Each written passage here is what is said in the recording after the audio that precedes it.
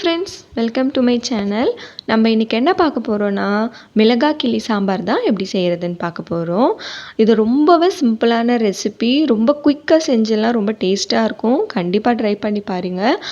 இந்த சாம்பார் செய்கிறதுக்கு ஒரு கப் அளவு துவரம்பருப்பு, அப்புறம் 2 டேபிள் ஸ்பூன் சிறுபருப்பு, அது கூடவே தண்ணி சேர்த்து நம்ம ஒரு 10 நிமிஷம் நல்லா ஊற வச்சுக்கலாம். இந்த மிளகாய் கிள்ளி சாம்பார் செய்யும்போது இந்த சிறுபருப்பு கொஞ்சமாக ஆட் பண்ணி செய்யுங்க. டேஸ்ட் சூப்பராக வரும். இந்த மாதிரி ட்ரை பண்ணி பாருங்கள்.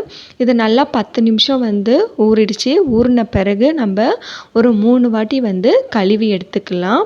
இது மாதிரி நல்லா கழுவி எடுத்த பிறகு ஒரு குக்கரில் பருப்பை ஆட் பண்ணிக்கலாம்.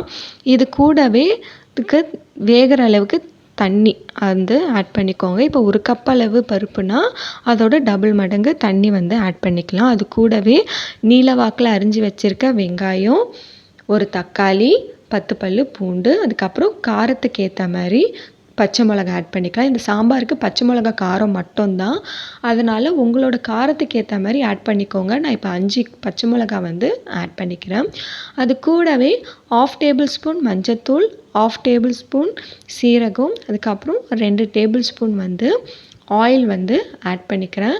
ஆட் பண்ணிவிட்டு குக்கர் மூடி போட்டு மூடி நல்லா வேக விட்டுக்கோங்க. இது ஒரு 4 விசில் அளவுக்கு விட்டு எடுத்துக்கோங்க. அப்போ தான் நமக்கு பருப்பு நல்லா வெந்து வரும். இது மாதிரி 4 விசில் வந்த பிறகு நம்ம ஸ்டவ் ஆஃப் பண்ணிவிட்டு ஒரு 5 நிமிஷம் அப்படியே விட்டுடுங்க. அந்த கேஸ்லாம் ரிலீஸ் ஆன பிறகு நம்ம ஓப்பன் பண்ணி எடுத்துக்கலாம்.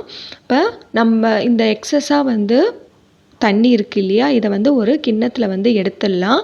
அப்போ தான் நம்ம மத்து போட்டு கடையும் போது நல்லா குலைவாக இன்னும் இருக்கும். இப்போ எடுத்துட்ட பிறகு நான் தேவையான அளவு கல்லுப்பு இதுலேயே ஆட் பண்ணிக்கிறேன். அதுக்கப்புறம் ஒரு மத்து போட்டு நல்லா இது மாதிரி கடைஞ்சி எடுத்துக்கலாம். உங்ககிட்ட பருப்பு சட்டி இருந்தால் பருப்பு சட்டியில் ஆட் பண்ணி கடைஞ்சி எடுத்துக்கோங்க.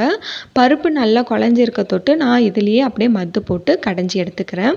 நல்லா கடைஞ்ச பிறகு இந்த பருப்பு தண்ணி எடுத்து வச்சுருக்கோம் இல்லையா, அதையும் ஆட் பண்ணி நல்லா கலந்து விட்டுக்கோங்க. அதுக்கப்புறம் ஒரு கடாயில் கொஞ்சமாக எண்ணெய் ஆட் பண்ணிவிட்டு அது கூடவே கடுகு கொஞ்சோண்டு ஆட் பண்ணிக்கோங்க. அது நல்லா புரிஞ்ச பிறகு 5 காஞ்ச மிளகா, கருவேப்பிலை, கொஞ்சோண்டு பெருங்காயத்தூள், இது எல்லாமே ஆட் பண்ணி நல்லா வறுத்து விட்டுக்கோங்க. வறுத்த பிறகு நம்ம வேக வச்சுருக்கோம் இல்லையா இந்த பருப்பு, ஸோ இதையும் ஆட் பண்ணிவிட்டு நல்லா கலந்து விட்டுக்கோங்க.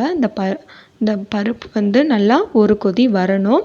நல்லா ஒரு கொதி வந்த பிறகு நான் கொஞ்சமாக புளி ஊற போட்டு கரைச்சி வச்சுருக்கேன். அந்த புளி தண்ணியும் கொஞ்சமாக ஆட் பண்ணிவிட்டு மூடி போட்டு நல்லா இந்த பச்சை வாசனை போகிற அளவுக்கு, இந்த புளியோட பச்சை வாசனை போகணும், அந்த அளவுக்கு நல்லா கொதிக்க விடுங்க. கொதித்த பிறகு ஃபைனலாக கொத்தமல்லி தழை தூவி இறக்குனிங்கன்னா நம்மளோட சுவையான மிளகாய் கிள்ளி சாம்பார் ரெடி ஆயிடுச்சு. கண்டிப்பாக அது மாதிரி ட்ரை பண்ணி பாருங்கள். ரைஸுக்கு சூப்பராக இருக்கும். நீங்கள் டிஃபனுக்கும் வச்சு சாப்பிட்லாம், சூப்பராக இருக்கும்.